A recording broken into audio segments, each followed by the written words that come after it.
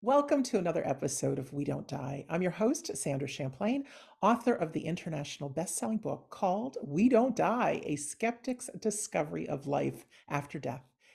And just a reminder, my home base is wedon'tdie.com, where you can always find our free Sunday gathering with medium demonstration. You can take one of our classes and you can listen to now almost 600 hours of episodes about life after death between this show and my other show on iHeartRadio called Shades of the Afterlife. Most people don't know that I found out about the afterlife many, many years before I started sharing about it. What was the thing that happened that finally had me open my mouth? Well, it was the passing of my father and learning firsthand how devastating grief is. And without the passion for helping heal people with grief, not that we're ever totally healed, but get people through grief and onto the other side and back into life, I don't know if I'd have as much passion as sharing what I do. Our guest today is someone who personally knows the pain of grief and is out to impact as many people as she can. Her name is Emily Thiroux Threatt, and she is an author, a speaker, a facilitator of the Grief and Happiness Alliance. She's also the host of the Grief and Happiness podcast, and she's got some great books: Loving and Living Your Way Through Grief, the Grief and Happiness Handbook, and she's also created some cards called the Grief and Happiness Cards: Gentle Support for dealing with grief and finding happiness. You can find out more at Loving and Living Your Way Through Grief, and also griefandhappiness.com. And if you happened to be listening to this in January of 2024, there will be a 10-day free grief summit coming up January 17th. And even if you tune in after this, there's still a way to get the information. You can find out at From Mourning to Light.com. That website will stay open and the replays will be there after the 10-day summit. So, Emily, I would like to say a warm welcome to We Don't Die Radio. Oh, I'm so happy to be here today. I just love what you do and love to have conversations with you. Oh, and you interviewed me, so that's very sweet, and that will be part of the summit. So let's find out about you. First, aloha. You are in Hawaii. Mhm. That's right. Yeah, tell us a little bit about your history and how you got into what you're doing now. Well, there's all sorts of facets that kind of lead to it. And one of the big things was I started working on an ambulance as an attendant when I was 14 years old, when my dad bought the company and you only had to be 14 years old to be an ambulance attendant. So on my 14th birthday, I went on my first call. So I started dealing with lots of different kinds of deaths very young. And since then, I spent the majority of my career in teaching writing at the university level. And I love teaching writing, and I love to see what happens for the people that are writing when they do it. So it was kind of natural for me to use writing to help me when I was dealing with my own grief. And I've had a lot of personal grief. My parents, my sister, my aunts and uncles, a lot of friends all have died, a whole lot of people. But the two that I had the most challenge with were my two husbands that died. And when Jacques died, I'd been married to him for 21 years, or 22 years, sorry. But he was a philosophy professor, and his specialty was bioethics. And what he focused on was the ethics of living and dying. And so he taught all the nurses at the college where he taught the class on how you deal with people with death and dying. And at that time, they had no groups in the community where he lived. And so he started a group for a bereavement group. They called it the Bereaved Persons Association, that could come and sit and talk together at that time. And he worked with like Elizabeth Kubler-Ross. He brought her into town to speak to the people, and he did a sabbatical in England, studying the hospice movement there. So he was very involved in that, and because he was, I kind of was on the periphery, ended up being involved in that too. And we had lots of discussions about death and dying. And the really interesting thing with him, he was he had health challenges, starting on our 5th wedding anniversary, and we were married 22 years. So there were lots of health challenges over the years, and the last 2 years were the hardest. And at that time, I think he really thought that he was going to the doctor for all these challenges all the time so he'd get well, that the doctors were going to make him well. He's a brilliant man, but somehow it just didn't apply to him. It applied to everybody else. So he had what he ended up, what he died from was he had renal failure and was on dialysis, and he also had congestive heart failure. And he wrote a book back in 1975. He was a lot older than I am. And that book is still in publication today. It's called Ethics, Theory, and Practice, and it's a college textbook. And they use it in colleges and universities still all over the world. And to keep it fresh, they would have him update it every 2 to 3 years. And so he'd have a new edition. And I think he ended up with 14 editions that he did. And the last edition that he was working on was toward the end of his struggles and with his health. And we worked together on it because he got to the point where he couldn't type very well. So I'd have to go in and edit everything and ask him, is this what you meant when you were trying to say something there? And we worked on it together. And finally, one Friday morning, we got it all done. And he was so happy that he got it done. And at that point, he was pretty weak and having a hard time getting around. But after we got it done, it was the first time we had submitted it electronically. So we got to talk to his editor and we kind of celebrated, and it was really neat. And after we were finished, he said to me, "Am I going to get better?" And I thought that was when I realized, I didn't realize till then, that all that time he thought that he was suffering through all these medical things because he thought he was going to be better and be back to normal. And I said, no, because we were honest with each other. And shortly after that conversation, I was helping him go out to the car to go to dialysis. And as he sat down in the car, he looked at me and said a not very nice word of shock, and he died. Just like that. Wow. So, and actually it kind of is, as much as I knew he was going to die because of all the complications of everything that was going on, I knew there was a time limit on this, but I didn't know when it was going to be. So I was kind of shocked too. And I ended up spending a lot of time by myself. We had tons of friends and family and people who cared deeply about him and us. And when he first started having these challenges in the last 2 years of his life, boy, they were there all the time. They'd be at the hospital. They'd come to visit him when he was home. They'd bring flowers. They'd bring casseroles. They do whatever. And the longer he was sick, the less we saw of them. And that lasted, it kind of petered out over a year. And then that next year, there's nobody. I'd call and leave messages and say, hey, can you go to the grocery store for me? Because I can't leave him. And they wouldn't return my call.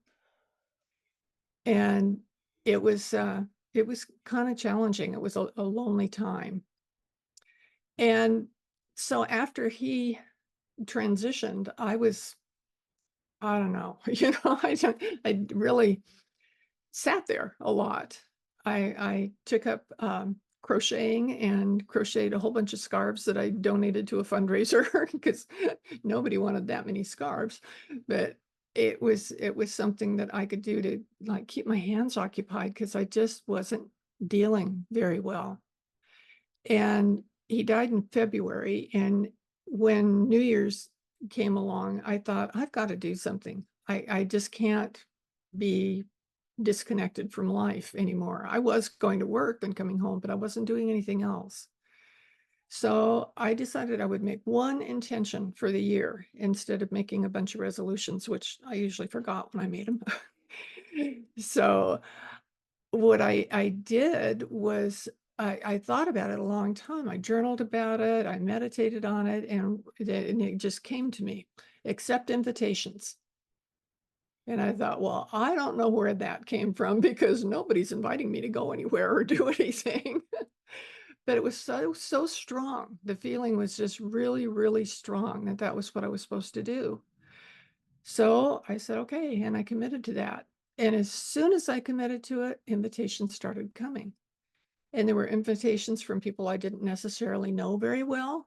There were invitations to do things that I never would have thought of to go about on my own. And I had one fabulous experience after another. Had so much growth just personally and in the things that I was learning that it was amazing. Like the first thing I was invited to do, I had written an editorial for the newspaper at their request earlier that year. And I guess they remembered that, and it was time to seat people on the editorial board for the year, and they invited me to be on the editorial board for the newspaper. And boy, that was fascinating. Came with homework and everything, so that I was occupied with what I was doing there, and something I never would have thought of. And I had many, many incredible things from being on the bioethics committee as a layperson at the local regional medical center. It was a committee he used to be on as a professional, but they needed somebody as a layperson, and they remembered our relationship and thought that I'd be a good person. And that was a powerful thing to participate in. I was invited by the county film commission to start a film festival. Um, I I went with friends to South Africa. Again, something I wouldn't have thought of, but they said they were going, and I said, "Gee, I'd like to go." And they said, "Well, come along." And I thought, "Oh, okay, I guess I'm supposed to say yes." So, but there, I could go on for a long time about all these invitations I accepted, and it made a big difference, and it made it so that I could accept the invitation from Ron when I met him to go out to dinner with him. And we were together from then on, from going out to dinner with him. And I got to be with him for 10 years before he died. And we moved to Maui 2 years before he died because he'd lived here long before I knew him. And he loved it here. He still had friends, and he loved the ohana and the aloha of Hawaii. That's it's like no place else. And he thought that that would be the best place for us to be. So we sold our house and sold a whole lot of stuff and just moved here. And it was amazing. Those 2 years before he died was really amazing. I met people that were so kind and became my ohana, which is the Hawaiian word for family. And he actually had, I, I think, kind of a beautiful transition. It was kind of exactly what he would have wanted to have. And if he was, saying, this is what I want, this is my desire. And we didn't have that conversation, but I knew that everything that happened was per his design, so to speak. And then when he had transitioned, I thought, okay, now what do I do? I really don't know that many people here. And I didn't do such a good job with dealing with my grief the first time. And I could say I'd accept invitations, but nobody knew who I was to invite me to all those fabulous things from last time. And so I just started writing about it, since I've always written a lot. And the more I wrote, the more I thought I can help others with the kind of writing that I'm doing. If I could show them how to write the kind of writing that I was doing. And so, because I didn't know a lot of people, I put a notice on Meetup, an app online, and said, if you want to learn how to write to help you with your grief, come on over to my house. And they did. And it was fabulous. So I got in this habit of writing about grief a lot. And then several months after he died, a dear friend of his on the mainland just dropped dead suddenly. And he was much younger. We were family friends, and I was very worried about his wife because I knew that they hadn't made any plans. She had no idea what she was going to do without him, and I wasn't there to help her.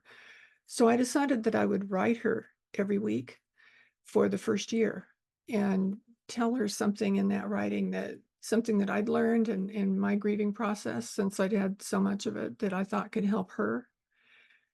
And then I decided, if I'm going to write 52 different notes to her, I better figure out if I've got 52 different things to say. So I did. I sat down and I made a list, for one for every week. And as I looked at that list, I said, this is an outline for a book, being the writer that I am. So I got an agent and got a publisher and published the first half, because 52 chapters was very long for a book. So we published 26 in the first book, and my second book was the other 26 chapters. And when I got the first book published, and I was still working with people online at that time because of the pandemic, everything had switched to online. I was trying to figure out, I thought, I like what I'm doing. I see good results from what I'm doing, but something's missing. And I was trying to figure out what it was that was missing. And I remembered that after Jacques died, I had read a book called Happy for No Reason by Marcy Shimoff.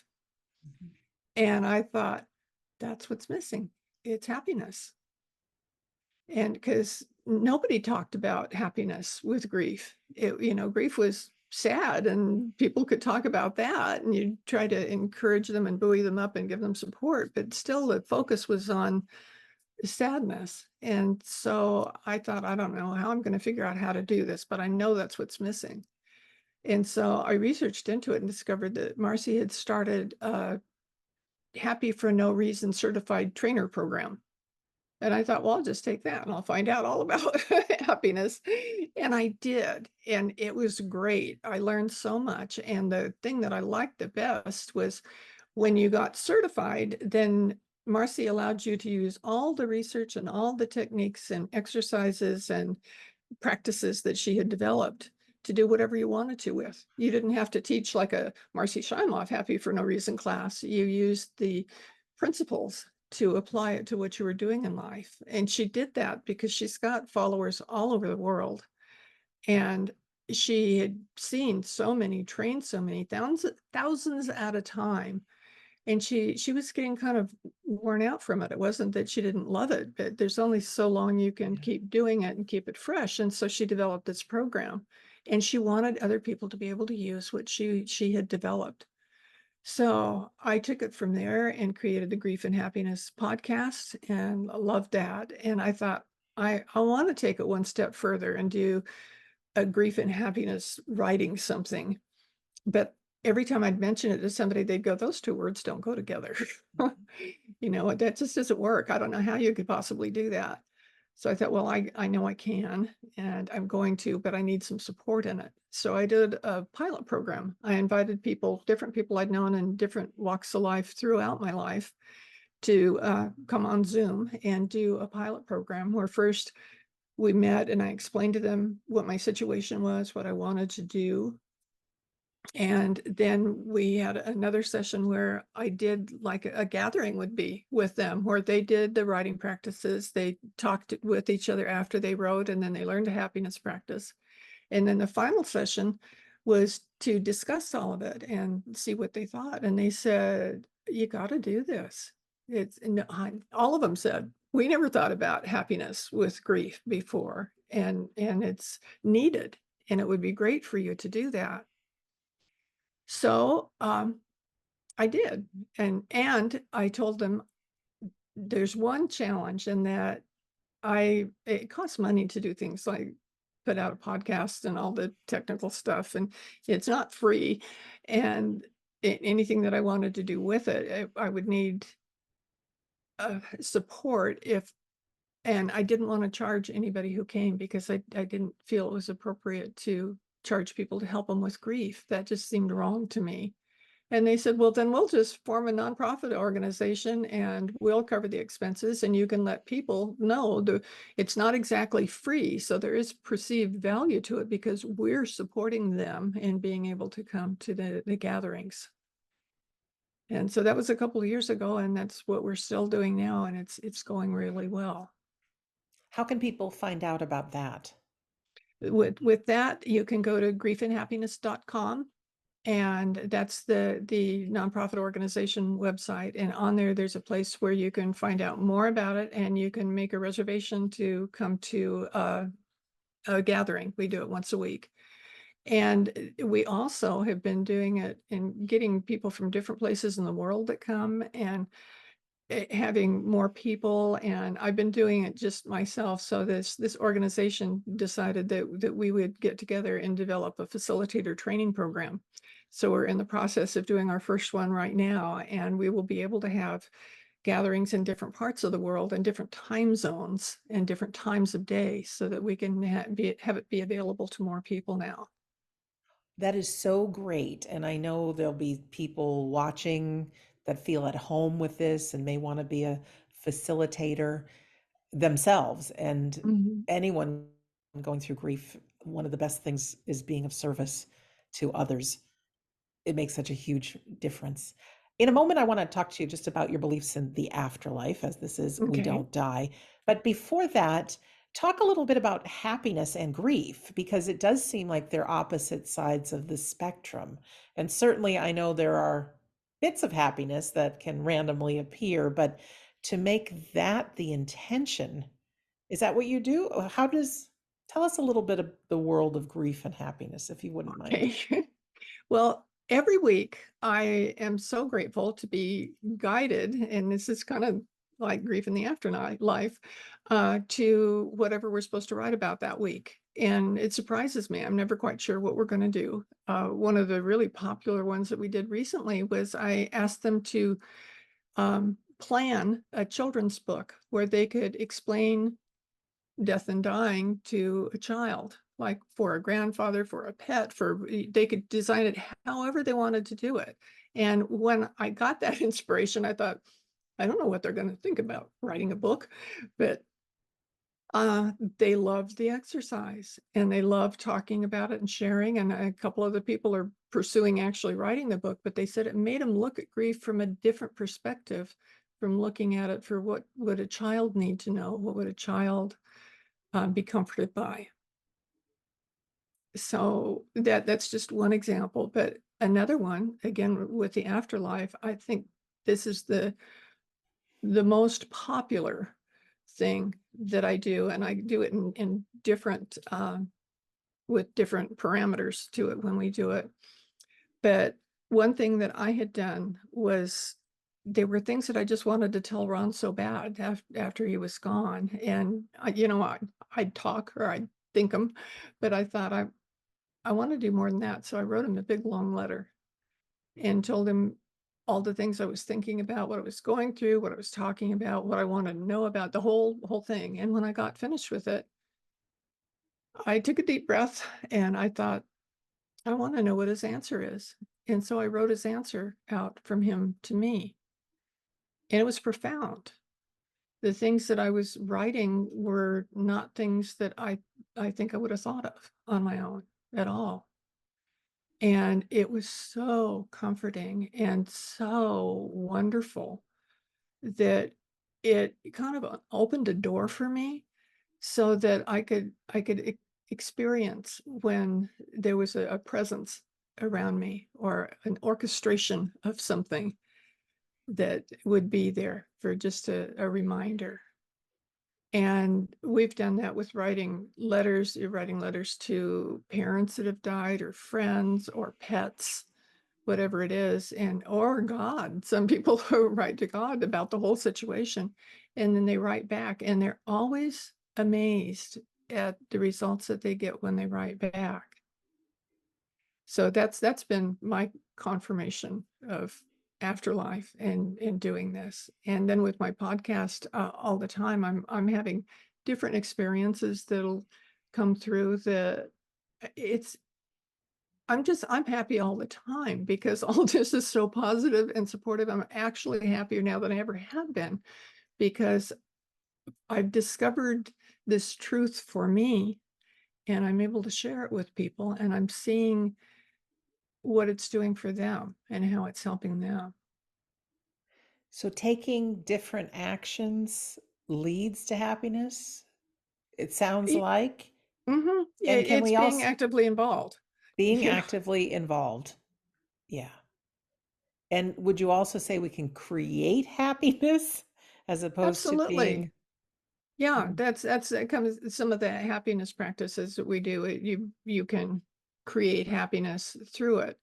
Like one of the exercises that Marcy teaches, and I have done it. I don't really think I've done much repetition in a couple of years of weekly things that as far as topics, which is kind of fun. But one of the ones that she has is to pretend that you're giving awards one day or one week for and what you're giving the awards for and go for a walk and say, well, that woman will get the award for the prettiest hairdo and that flower will get the award for the sweetest smell. And in anything that you see, just figure out what you're going to award. Well, that makes you happy. You're thinking positively about good things. And you might go up to the lady and say, gee, I really like your haircut. Who does your hair for you? So there are things like that, and that doesn't have anything necessarily to do with grief, but it has to do with you and your heart and being positive and being able to focus on something positive. And that's what lets you be able to be happy even with other things going on when you're grieving. grief is definitely a journey and we can get stuck in it. We hear some terrible stories, people trapped in grief for years. We can move through it. We can obviously honor it because anytime we've loved and lost, even though they're not lost, but it hurts. It's incredible, and our biology changes and things. But I believe that anytime we can insert and create happiness, that does a whole bunch for all the chemicals that run through our being to help make the journey a little bit easier and sometimes even fun. You Uh-huh. can have a good laugh sometimes, even if you're grieving, you know? Yeah, and sometimes you can pull other people into it and they might be surprised, but they usually kind of appreciate it. I can give you an example of that that just happened recently. We had a good friend of ours decided she wanted to move to Maui. When we decided we wanted to move to Maui, she said, I want to move to Maui too. And both of us at different times on the same day, she said, I want to move to Maui. And both of us said, we have like a cottage in Ohana on our property, a 2-bedroom, 1 bath that we need to rent. And it would be wonderful if you were living on the same property with us. We both gave her the exact same answer. And so she came over with us. And she has it's been an amazing experience for her to be here and all the things that have happened to her. And she had something really big that she wanted to celebrate with um, like everybody she knew. And she rented out a space at this restaurant where we could have a band and singers and have brunch and it was amazing. It was just really, really cool. And the singers, I knew one of them well. It was a friend of hers. I'd met her through her. And the other one I'd seen perform before, and I thought she had retired because she told everybody she retired, but she said she just couldn't pass up this one gig for the two of them to be able to sing together and sing the kind of songs that um, my friend Sheena had asked for. And so we at one point in my relationship with Ron early on, he said to me one day, I found our song.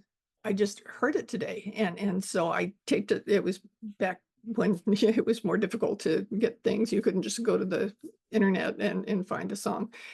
But he had it so that he could play it for me and I could hear it. And I listened to the words and I said, that is our song. It's just amazing. It was just us. And it wasn't a song that I ever would have thought of if I was looking for my song. It just wasn't. And it was by Stevie Wonder. and the name of it is As. And Sheena knew that story. And they were singing a different kind of music kind of all together, the two of them. And they brought a band with them, the whole works. It was really good. And toward the end, Shay, the singer, came over to Sheena and she goes, "There's a song that I've always wanted to sing to you. And I just never had the opportunity to do it before. So it's a Stevie Wonder song and I want to sing it now." Well, Sheena and I were sitting next to each other. We looked at each other and Sheena said, if they do As, then we know Ron's right here with us. And they did. Gave me goosebumps with that. Yeah. Wow. Emily, if somebody is interested, I know you gave the website Mhm. griefandhappiness.com and people can participate. But if people are interested in your books and the Mhm. cards, maybe you could, where would somebody get started? You said You can 26 in eh, each. Where do we yeah, start? yeah. Well, there's 2 books. They don't have to be, read in any particular order because each one of the chapters is on a different subject. So there are 52 different subjects there. And the friend that I wrote them for after that year, she said, "You have to publish these." And I've been trying to figure out a way to do it until this year. And I finally, when I wrote my or published my Grief and Happiness Handbook, when I was talking to the owner of the company, she said, "I read your book and I'm very interested in those cards. You know, we publish cards too." I thought, well, I guess that's probably why I came to you. I didn't know it, but they got the cards published for me and they're gorgeous. They're just beautiful cards. And on one side, it has one of those 52 things that I said.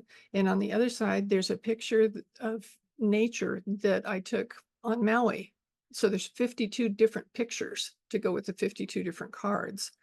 And it's kind of beautiful.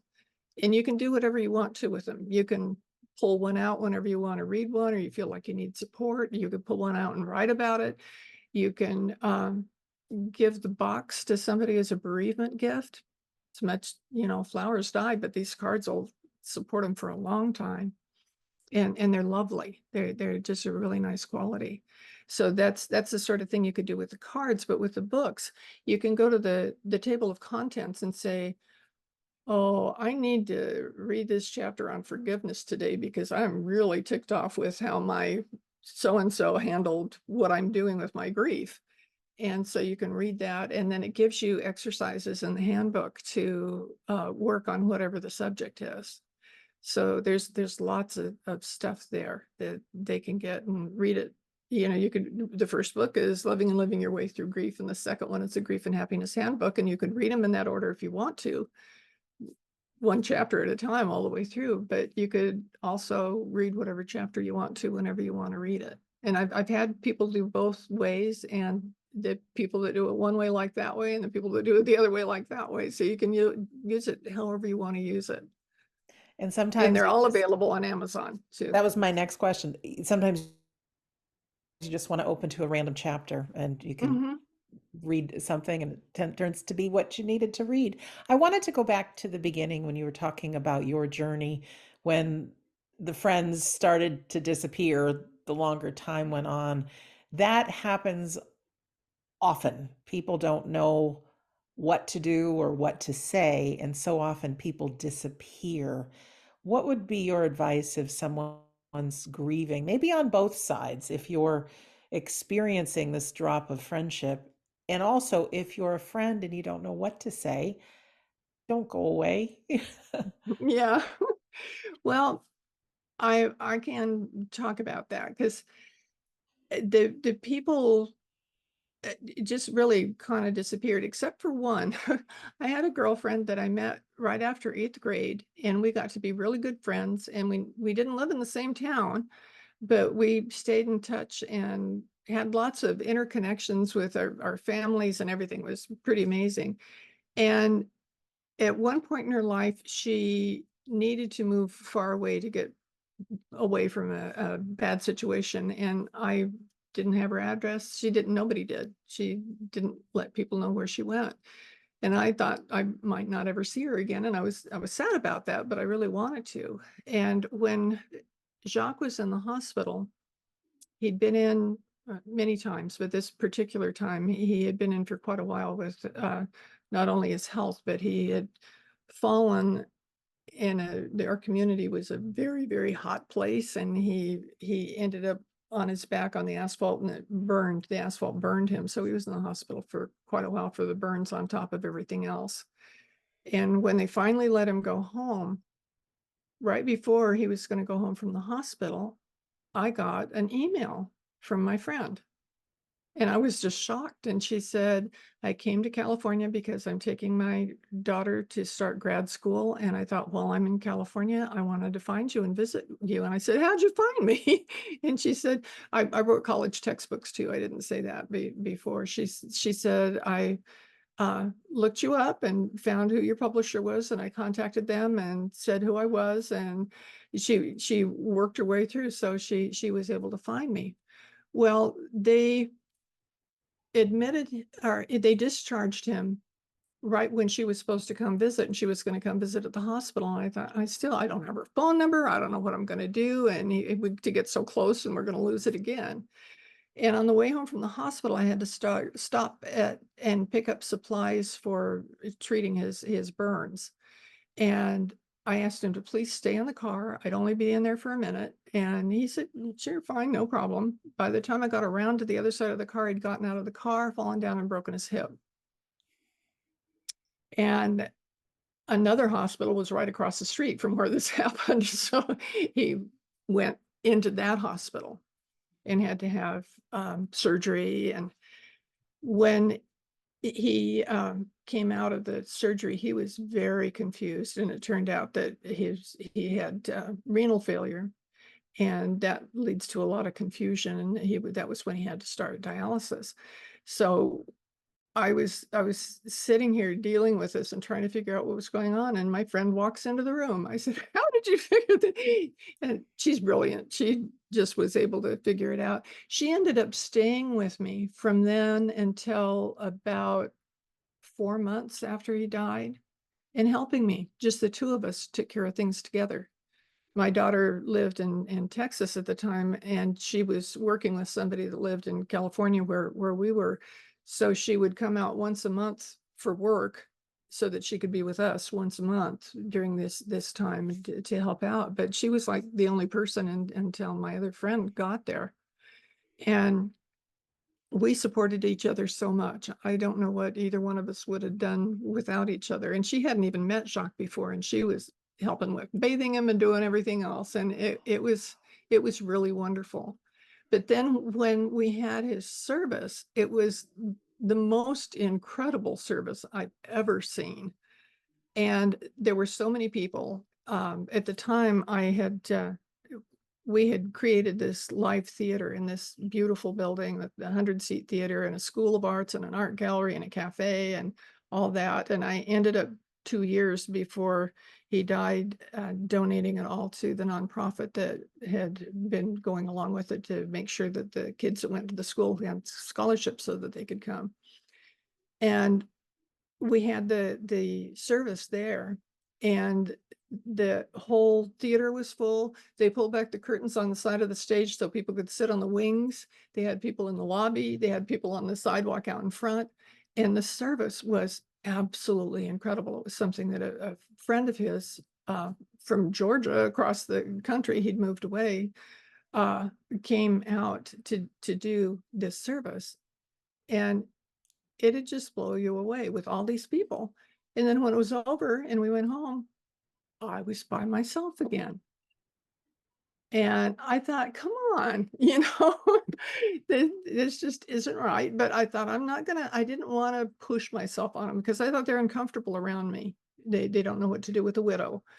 And so that would make me uncomfortable around them. And I had one friend who was a widow whose husband died a few months before my husband, and she got it. So she'd ask me out every once in a while, and that was really helpful to have her.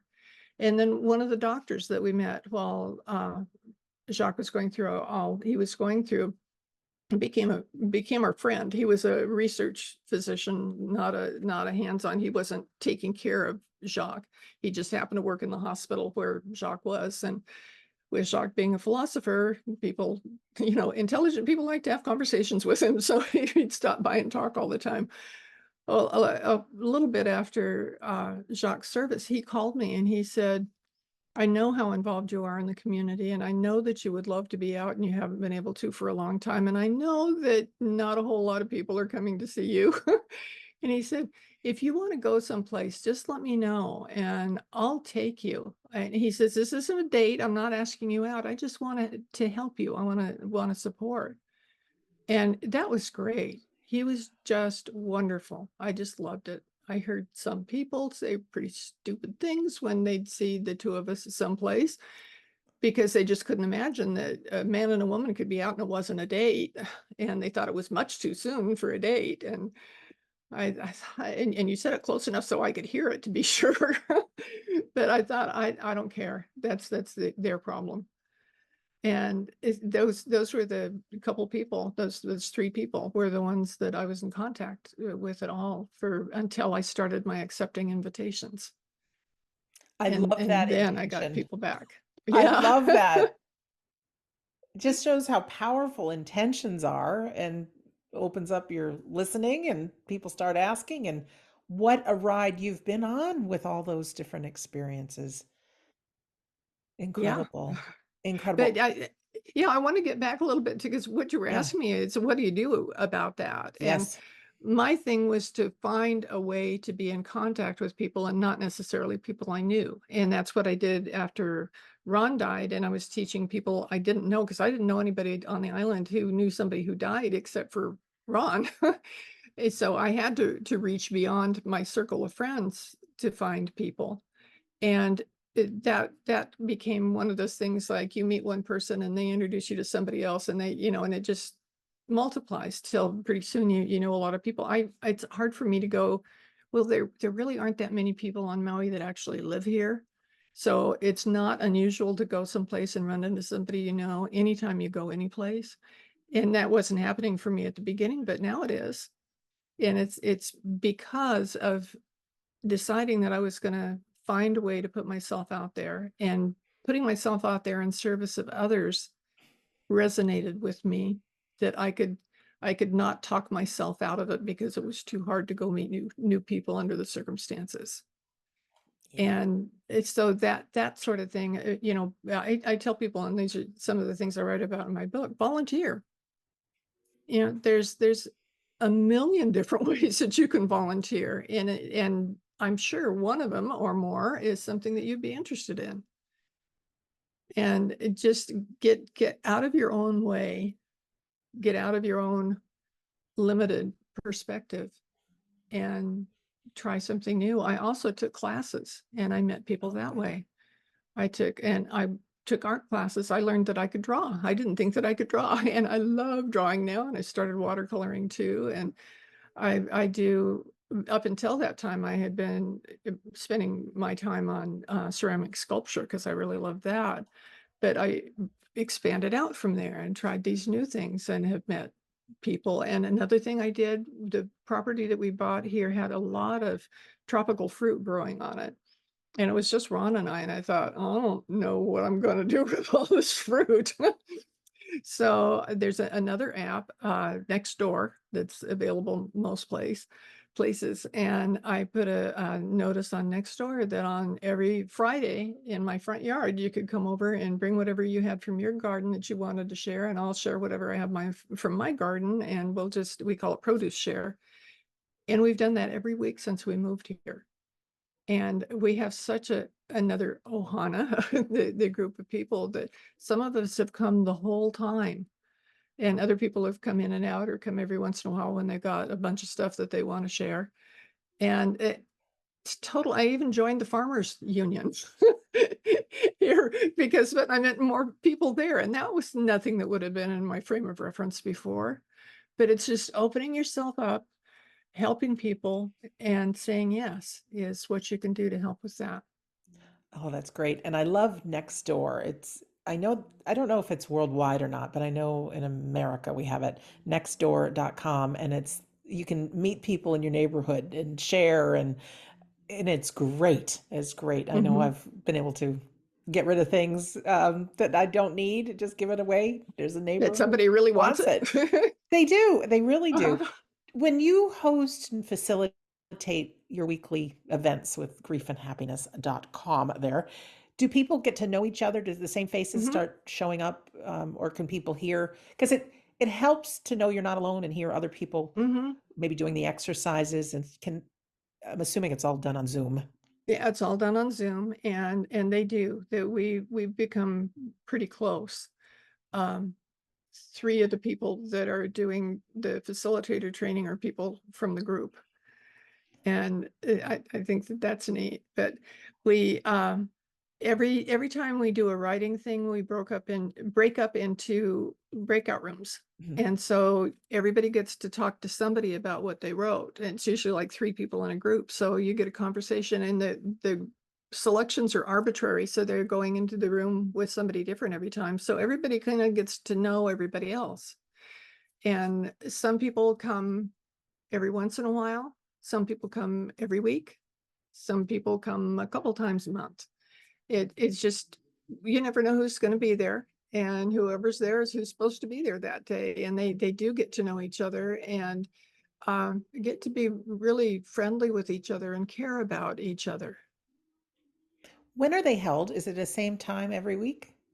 Yes, it is. Right now we're doing it on Sundays. We did a study to see when the most people, what time and what day the most people would be able to come. And that was the time that they could come on Sunday. And it's 10 o'clock in Hawaii. It's noon on the West Coast, and on the East Coast, it's 3. 3 o'clock. So Okay. we're all meeting at once, but it's different times depending on where you live. And And people, Saudi Arabia, oh my goodness. Sweden, Australia, New Zealand, lots from Canada, several from England or the UK. That's So so great. It's the same time, kind of overlaps with our Sunday gathering, but our Sunday gathering is recorded, so people can attend yours live and then they can watch the replay if they like. yeah, we don't Share that. record ours. So I figured because it keeps everything private. mhm. No problem at all. I'd like to talk a little bit about what's coming up from Mourning to Light.com. That's the site. There's a 10-day summit, and we're now talking the beginning of January of 2024. And if you are watching this sometime in February or after the fact, you can still go to that website, and I believe the replays will be available. And it's held every year and different times a year. But would you like to tell us a little bit about this 10-day summit that's free to attend during it, and what it is and how it was created and what people can expect? It is a wonderful program. I really like it a lot. And it is from morning to light. And that morning has a U in it. So it's morning like grief. It's not morning like sunshine.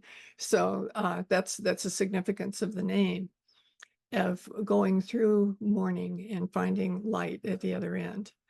So uh, Sadie Bile came up with this concept after she lost her husband. They weren't he they weren't that old, and he was killed in a car accident in front of her. And she needed to do something. And she wanted to help people too.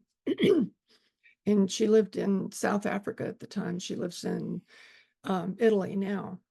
And she created this program. And I ran across it when somebody recommended me to be one of the speakers a couple of years ago. And I was so impressed with it. And I have people that come to my group every week because they heard me speak on that summit. So I know that, and they're the people that, one of them's from England, one of them's from Canada. You know, they're people from different places. So I really see the value in that. And we have different people every time. And the people that we interview are just fascinating. Like you, for instance, this is how I met you, was getting prepared for that. Um, So Marcy Shimoff, I mentioned the book she wrote. I interviewed her this year for the summit, and she's got lots of things to say about happiness and grief and how it can serve you. And I don't know, let me see, Dr. Eben Alexander is another person who I interviewed, and he wrote the book, Proof of Heaven, a neurosurgeon who has done remarkable work at bringing neurologists into the realm of the possibility that life doesn't begin at birth and end at death, because that's their basic belief, most of them, because they're very scientific, and they have to have the science. But when this experience happened to Dr. Alexander, he was shocked, and he's made it kind of his life work to help his fellow physicians learn more about this subject. So he's really fascinating, and I got to interview him. So there's 21 of us. We actually, the very first one, we have Sadie, and it's the only time she's done a group, but she had Sadie and I interview two of my board members for my nonprofit and talk about community and grief and how you can be supported in community and grief. And that's a really interesting conversation, because we need a lot more of that. Yeah, absolutely. So, and you can watch it for free during those 21 days. You don't have to pay a thing. If you decide you want to keep them all, you can become a VIP and be able to have recordings of them all to have for the rest of your life. Wonderful. So it's a great program. Is the website I just mentioned the best way people can find out? Yeah, and we also have a Facebook page that you can, it's for Mourning to Light, and you request to be on, and then we let you in. So those are two ways that you can find out about us. That's excellent. And then if you're listening or watching this on YouTube, in the description, I will have a link right there. Or I do have, by now when you're watching it, there is a live link that you can click on so you can register and find out more about it. Emily, our time is coming to an end. Is there anything in your heart else that I should have asked you that you want to share, or any final closing words? It's been really a delight talking to you, and it's nice to see you again. It truly is. Thank you. I think probably my main message, especially concerning this particular podcast, is be open. Just see what comes your way, and don't judge it. Just experience it, and you'll be amazed at what can happen for you. Great words. Great words. Well, Emily, thank you for being our guest today. Oh, thank you. I just love to talk to you. Yeah, there's going to be much more. I can just feel it for the future. And for our listener or our viewer, thank you for taking the time to be with us. Just a reminder, Emily's books, Loving and Living Your Way Through Grief, and The Love and Happiness Handbook. Her website is lovingandlivingyourwaythroughgrief.com. If you want to join one of her weekly events, go to griefandhappiness.com. And then if you should be catching this at the right time or want the replays of, well, the 10-day summit, go to frommourningtolight.com. And just remember to put a U in mourning, mourningtolight.com. And my website, wedon'tdie.com. If you're not yet a member, you'd get a free copy of my book if you enter your name and your email address at the bottom of the page at wedon'tdie.com. It says you just get the first few chapters. It's the whole book. Chapter 10 is a very powerful chapter on how to survive grief. And I've spoken to Emily enough to know we are like-minded souls and what's important and what we can do with grief. So I love hearing about happiness, and I love that she's put together 52 different topics. And I love those cards that you can pull. You can find those on Amazon. Also, a reminder that we have our free Sunday gathering, which starts at 2:00 New York time every Sunday. It's free. It's super duper duper fun and empowering.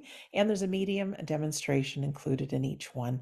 completely free. They are recorded. So if you want to go to one of her events and catch the recording of ours, you can certainly do that. That's at the Sunday Gathering link at wedon'tdie.com. There's always upcoming medium classes, demonstrations, and like I said, between this podcast and Shades of the Afterlife, there's almost 600 episodes. So that's a lot. So hearing from Emily and hearing from myself, we are two committed women really that want to make a difference. And we've been through a lot, and it does help to share.